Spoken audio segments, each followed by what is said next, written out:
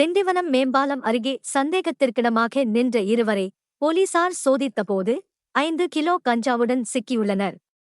Tindivanam town inspector Kamaraj, sub inspector Leo Charles தலைமையிலான போலீசார் நேற்று பிற்பகல் ரோந்து பணியில் ஈடுபட்டிருந்தனர். அப்போது மேம்பாலத்தின் கீழ் உள்ள பெட்ரோல் பங்க் அருகே சந்தேகப்படும்படி நின்றிருந்த இருவரை பிடித்து சோதனை செய்தனர். அவர்களிடம் 5 கிலோ கஞ்சா இருந்தது தெரியவந்தது. விசாரணையில் அவர்கள் கார்த்திக் மற்றும் ஜிபேந்திர பகதர் என்பதும் ஒடிசாவில் இருந்து விற்பனைக்காக கஞ்சா வாங்கி வந்ததும் தெரியவந்ததாக போலீசார் தெரிவித்தனர். இருவரையும் கைது செய்த போலீசார் 5 கிலோ கஞ்சாவை பறிமுதல் செய்தனர். மேலும் செய்திகளுக்கு திண்டிவனம் செய்திகள் சேனலை சப்ஸ்கிரைப் பண்ணுங்க.